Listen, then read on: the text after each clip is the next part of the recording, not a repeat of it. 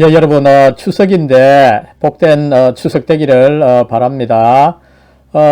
지난 시간에 이제 종교개혁 역사, 개신교 역사 본격적으로 시작하면서 첫 번째로 이 종교개혁을 선도했던 마르틴 루터의 이 삼가신학, 특별히 이 루터의 이 초반, 중반까지를 살펴봤고, 이 시간에 이 루터의 말년의 그 사역을 잠깐 살펴보고 바로 이 루터의 그 신학을 한번 5가지로 정리해 보도록 하겠습니다.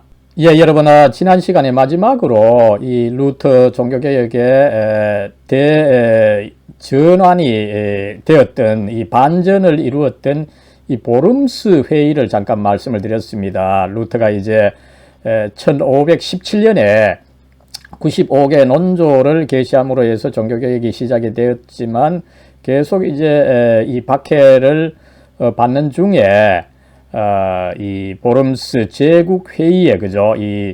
그 당시 이 신성 로마 제국의 황제 카를 5세, 그 다음에 이 교황의 대표자로 추기경이 이렇게 당시 뭐 이 세계 최고의 양대 권력자였죠. 그들 앞에서 이제 자기의 신앙을 이렇게 과감하게 천명했던 이 사건을 통해서 이제 종교개혁이 반전을 이루게 되었던 것을 잠깐 말씀을 드렸습니다. 그랬을 때 이 사건으로 인해서 그 당시 아직 엄청난 권력을 가지고 있던 이 교황청은 이 루터를 로마 교황청으로 불렀어. 어쨌든, 고문을 하고 회유를 하든지 해서 이 루터의 개혁을 중단시킬, 계획을, 세우고 있었던 거죠. 그래서 여기서 루터를 이제 로마로 압송시키려고 하는 계획이 있었는데, 마침 그것을, 이 프리드리히 선제후가 루터를 빼돌려서, 이 바르트 부르크성에 숨어 있게 했던 것입니다. 그 당시 이 바르트 부르크성이 오늘날까지 이렇게 건재하고 있는 모습입니다만, 그죠? 이 성에 이제 한 작은 방에 루터가 기거해서 이 책상과 의자를 사용했다고 전해져 내려오고 있습니다. 그죠?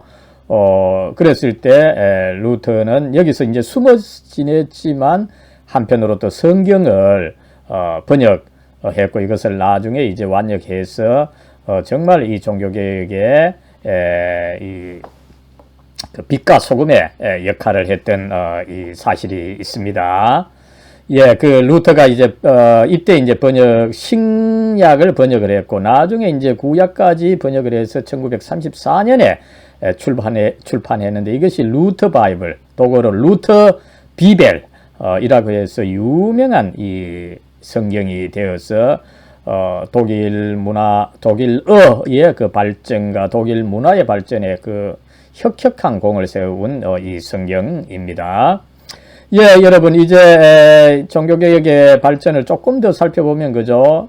이제 1525년입니다. 그죠? 이제 종교개혁이 상당히 이제 발전되어 갈 무렵입니다. 여러분 이제 유럽 사회가 그죠? 이 종교개혁이 루터를 통해서 이제 그 발전이 되고 있을 때 어떻습니까? 이제 자유가 좀 주어진 거죠. 그러다 보니까 이미 스위스에서는 츠빙글리, 거기 또 츠빙글리와 더불어서 츠빙글리의 종교개혁이 좀 미진하다고 해서 좀 더 급진적으로 종교개혁을 해야 된다고 부르짖는 이 제세례파가 나오게 되는 거죠. 이런 흐름에 맞추어서 독일에서도 마찬가지입니다. 루터가 나름대로 개혁을 한다라고 하지만 아직까지 이 가톨릭 교회의 사상을 일부 받아들이고 이러면서 급격하게 개혁을 하지는 못한 상태에 있었던 것입니다. 이럴 때에 항상 여러분 그렇죠, 그죠? 개혁을 한다라고 할 때에 그것이 미진하다고 봐서 더 급진적인 개혁을 부르짖는 사람이 있습니다. 그래서 독일에서도 이 급진주의적, 레디칼한 이 개혁자들이 나오는데, 특별히 이 토마스 뮌처, 안드레아스 칼 슈타드입니다. 이런 사람들이 또, 그 무식한 농민들을 규합해서, 그죠? 정부를 무너뜨리고, 그러나 루터는 이 정부, 특별히 이 프리드리히 선제우와 함께 개혁을 하려고 하는데, 급진파에서는 오히려 정부를 아예 무너뜨려야 된다, 그죠? 그래서 완전히 이 새 세상을 만들어야 된다. 이들은 이 국가를 인정하지 않고 무장투쟁을 주장했던 것입니다. 그래서 루터는 처음에는 그 사람들을 받아들였지만 나중엔 오히려 그 사람들을 이 사탄으로까지 정죄하게 이르렀습니다만, 그죠? 이런 참, 어떻게 보면은 뭐 우리말에 숭어가 뛰니까 망둥이가 뛴다, 그죠? 그런 어떤 현상으로 항상 어떤 것이 잘 될 때 그것을 빙자해서 또 어떤 이 부정적인 흐름이 나오고 있는데, 여기서도 우리가 그것을 한번 확인할 수가 있는 것입니다. 이때 루터는 결혼을 하게 되는데, 그죠? 이 수녀지만 이제 수녀원을 도망친 사람입니다, 그죠? 캐서린 폰 보라입니다. 이 결혼을 했던. 그래서 이제 루터는 뭡니까? 이제 우리는 이 가톨릭의 이 관행, 그죠? 이 성직자가 정상적인 가정 생활을 하면서 이 성직을 영위해야 된다. 그것이 성경의 가르침입니다. 성경에는 성직자가 무조건 이 독신으로 살아야 된다, 이런 그 규정이 없다. 이것을 받아들이면서 일종의 가톨릭의 관행에 대한 그 반대를 또 명시적으로 드러내기 위해서도 이 결혼을 했던 것을 알 수가 있습니다. 이때 25년이니까, 그죠? 약 한 42세가 됩니까? 그죠? 상당히 늦게 어쨌든 루터가 결혼했던 것을 알 수가 있습니다. 그러면서 루터는 당시 이제 또 나름대로 이 인문주의가 또 발전하면서, 그죠? 이 에라스무스, 이 르네상스 인문주의가 또 강하게 성장하면서, 인문주의에서는 뭡니까? 인간의 의지, 인간의 위치를 굉장히 크게 보고 있습니다. 우리가 스스로 선과 악을 구분할 수 있고, 그죠? 나름대로 하나님을 알 수 있어서 하나님을 우리가 우리의 노력으로 믿을 수 있다. 이 가톨릭도 그것을 주장하지만, 그죠? 그러나 루터는 인간은 이 죄로 인해서 철저하게 타락해 있다. 이 자유의지만으로 이 하나님을 찾을 수 없다. 성령의 도움이 있어야 된다. 이것을 가르친 것을 우리가 알 수가 있습니다. 그 다음에 이제 1517년이죠, 그죠? 종교개혁이 한 10년 동안 진행이 되면서 어느 정도 좀 자리를 잡았습니다. 그럴 때에 루터는 오히려 어떻게 됩니까, 그죠? 좀 정체기를 경험하게 되는 거죠. 우울을 경험했다고 이야기를 합니다, 그죠? 이럴 때 그는 이제 굉장히 이 루터가 음악을 좋아했다 그러죠, 그죠? 그래서 그 유명한 우리 찬송가에도 수록이 되어 있는 이 내주는 강한 성이요, 이것을 작사도 하고 작곡도 한 그 유명한 역사가 있습니다. 그 다음에 이제 1528년부터는 이제 속속 루터의 종교개혁의 뿌리가 내리면서 이제 루터를 따르는 교회가 이제 서기 시작하는 거죠, 그죠? 그래서 루터는 자기를 추종하는 교회들을 방문하면서 이제 이때 그 프로테스탄트다, 가톨릭 교회의 프로테스트, 반대하는 사람들의 집단이다, 이렇게 해서 이제 프로테스탄트다. 뭐 우리는 그 개신교로 번역하고 있습니다만, 그죠? 그래서 이 프로테스탄트 교회 혹은 또 루터를 추종하다 보니까 루터파 교회, 루터란 처치스다, 이렇게 또 명명을 하기도 했습니다만, 그죠? 아무쪼록 이 개신교회, 이 루터파 교회가 이제 점차로 조직이 되고, 루터는 그 새로운 교회를 이제 좀 이끌어가는 형식이 되었고, 그래서 교회가 필요로 하는 이 소요리 문답, 교리를 가르쳐야 되다 보니까, 그죠? 루터는 일찍이 이미 1529년에 소요리 문답, 대요리 문답을 작성해서 루터파 교회가 가르치도록 해줬다라고 하는 것을 우리가 확인할 수가 있습니다. 그리고 이제 1529년에는 이따 제가 뭐 그 루터의 신학을 이야기하면서도 잠시 말씀을 드리겠습니다만은 유명한 이 마르부르크, 독일의 그 마르부르크의 이 츠빙글리와 루터가 함께 만나서 그 개신교 신학, 이제 스위스 지역에서는 츠빙글리가 지도해서 종교개혁이 상당히 진행이 되고 있었고, 독일 지역에서는 이제 루터가 지도해서 종교개혁이 진행되고 있는 가운데, 이 루터와 츠빙글리의 가르침을 이제 좋아해서 이 스위스의 종교개혁과 독일의 종교개혁을 이제 통일하면 좋겠다, 이런 흐름이 있었던 것입니다. 그래서 이 루터와 츠빙글리가 독일의 마르부르크에서 만나서 이제 그 논의를 토론을 했던 거죠.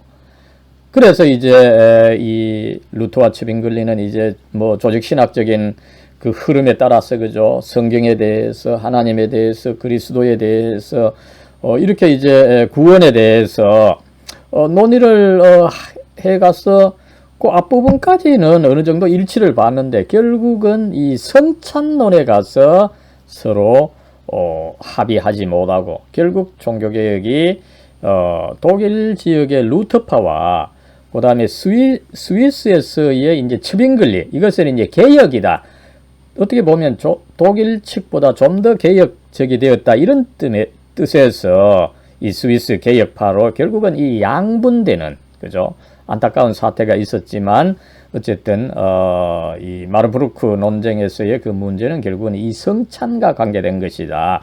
결국 츠빙글리는 이 성찬이 그리스도의 죽음을 기념하는 것이다, 그 실체, 이 빵이 가톨릭이 가르치는 것처럼 그리스도의 몸을 가지고 있는 것은 아니다, 그죠? 그러나 루터는 이 가톨릭 교회의 가르침을 절반은 받아들이고 절반은 이제 버리는 의미에서, 가톨릭은 그 성찬에서의 빵이 그리스도의 몸으로 변한다 이랬지만 변하는 것은 아니고, 다만 거기에 그리스도의 몸이 함께 하고 있다, 공재하고 있다, 이것을 가르쳤는데, 요거는 뭐 제가 다시 한번 말씀을 드리겠습니다. 예. 이 루터가 이 작사 작곡했다는 유명한 이 내주는 강한 성이요, 그죠? 그때 악보법에 따라서 이 루터가 작곡했던 것을 보여주는 거죠. 여러분, 루터가 굉장한 그 음악적인 재능을 가졌고, 그래서 이 기독교에 있어서 음악이 중요하다라고 하는 것을 이 루터 자신이 굉장히 이렇게 선을 보였던 것을 우리가 알 수가 있습니다. 예, 그리고 나서 이제 1530년이 되면, 그죠, 이제 종교개혁이 굉장히 그 무르익었을 때죠. 이때 최초로 이제 그러면은 이 개신교를 믿는 사람들이 도대체 뭐를 믿느냐, 그죠?